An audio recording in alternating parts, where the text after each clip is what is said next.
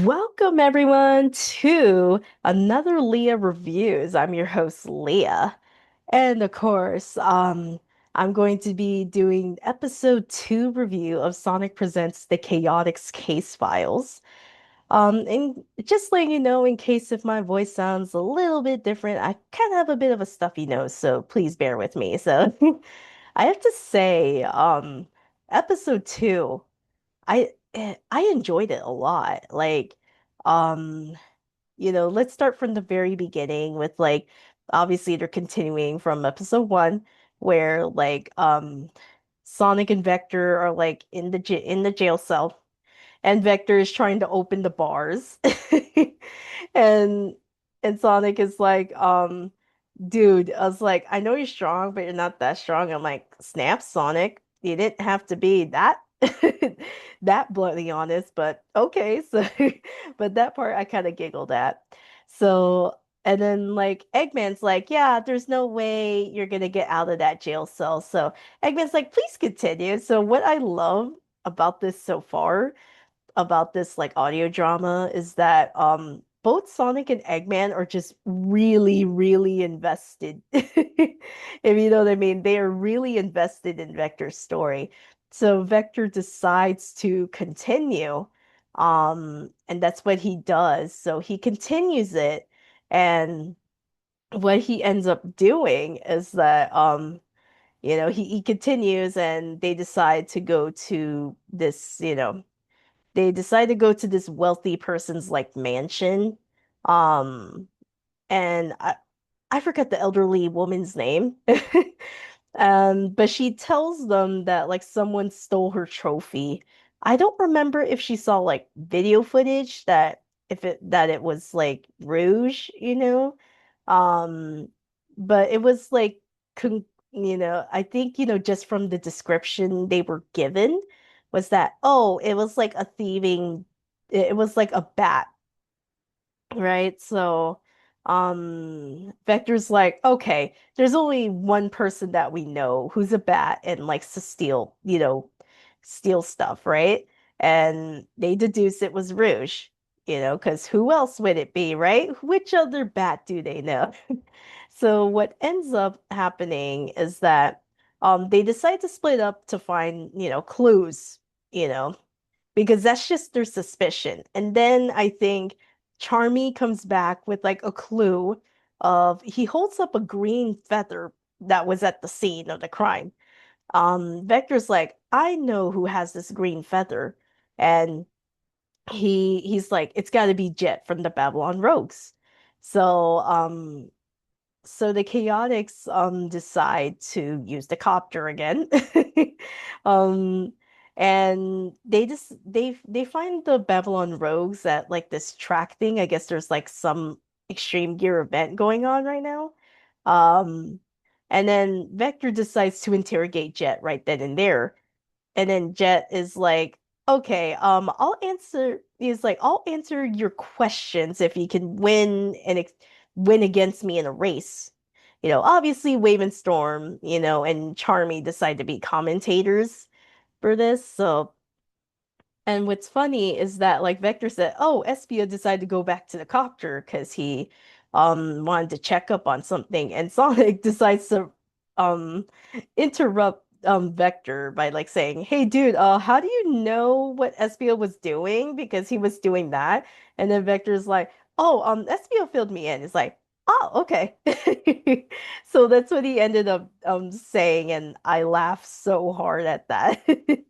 So, and then Vector continues, and obviously Vector is losing this race. He's going up against Jet, obviously, the legendary Windmaster. That's his title that he likes to go by.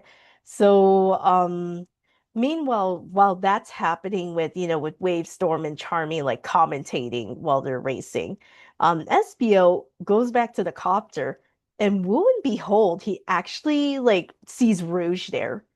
And Rouge decides to roast them too and say, "Oh, like you would have surprised me if I didn't hear like your clunky like footsteps." And then Espio's like, it's like my footsteps are not clunky. And she's like, whatever you say. So I kind of like this extra detail that Rouge has really great hearing, and that's actual in reality. Bats have really good hearing, just like dogs.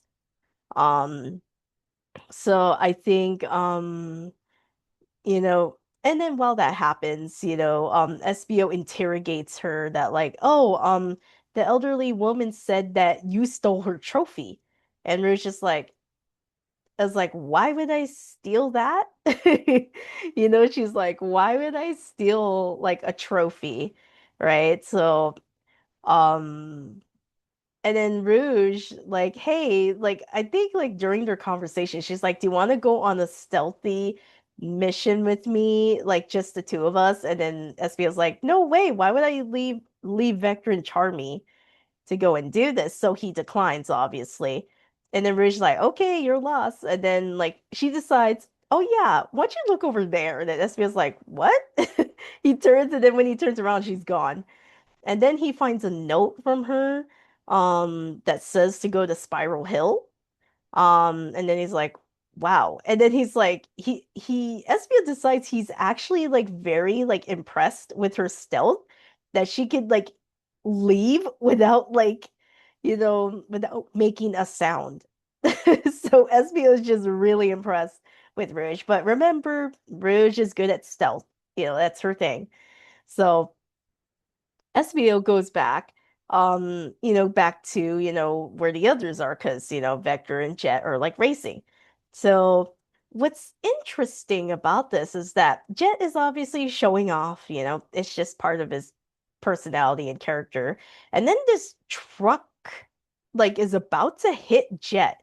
Like Jet is like showing off and taunting Vector, and then Vector, Wave and Storm can clearly see this vehicle is coming at Jet, and they're like trying to warn him, and Jet still be all over his head, like still taunting Vector. And then Storm is literally like yelling, Boss, boss, you gotta turn around. There's like a vehicle coming at you. Um, and Vector, even though he's annoyed with Jet, you can't really blame him. Like he decides to be the bigger person and save Jet's life, and then literally like Wave and Storm are like, Jet, are you okay, man? Um, so and then Jet literally said, oh yeah, why would we waste our time stealing that artifact, right?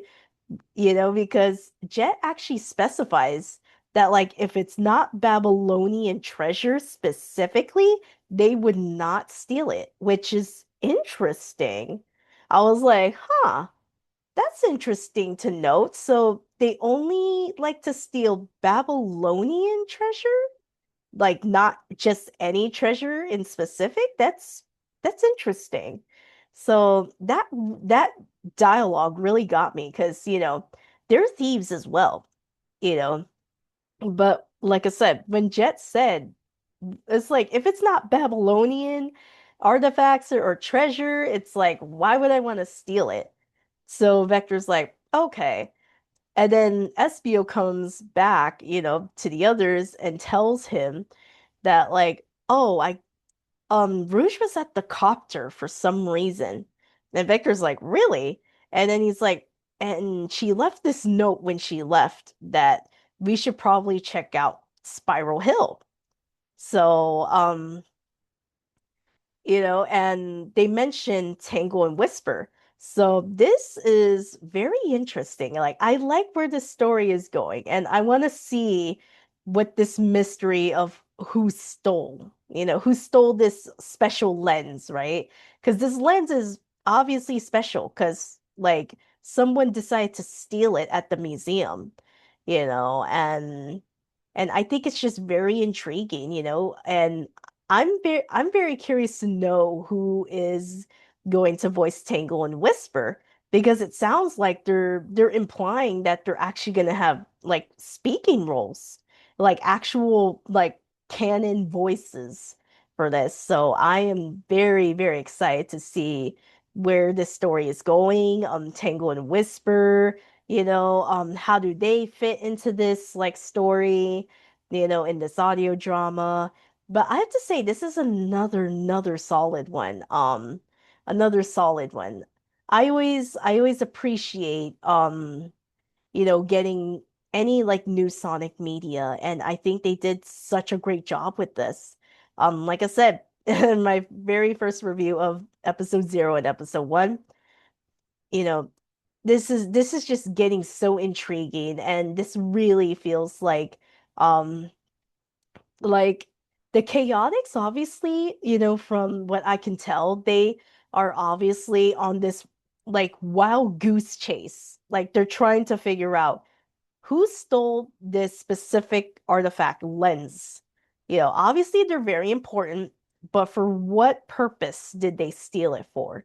So I am very, very curious where this is going. So yeah, I'm super excited to hear the actual canon voices for Tangle and Whisper, and I'm super excited, you know, um because I know a lot of Sonic fans have been like wondering what do these IDW characters sound like, right? Because obviously Sonic IDW is like canon, to the game, to the main game lore. So, they've only did like subtle references without actual voices. So I am very curious to see what Tangle and Whisper's voices are going to sound like in this. So I'm super excited. And I have to say I have to rate this a 9 out of 10 actually, because I like where this mystery is going. As I mentioned in my previous Leah reviews, as I am a huge fan of mysteries. The mystery genre has always intrigued me. And my very first mystery solving um characters was Scooby-Doo. And I'm so glad, like I said, the Chaotix are getting the spotlight for this. And it's the voice cast is just phenomenal, and I am super excited to see where this will go. I want to see how Spiral Hill is in, why are they going to Spiral Hill, and finally getting to hear probably their actual canon voices. So I am super excited. But yeah, I rate this probably a 9 out of 10 because like I said, I love mysteries and I want to see where this goes. But yeah, that's the end of my review for episode 2 of the Chaotix Case Files. So, of course, don't forget to like, share, subscribe, and turn on that bell notifications for upcoming live streams and video content. And of course, stay tuned for more Leah reviews. And I want to thank you all for tuning in and have a wonderful rest of your day. Bye, everyone.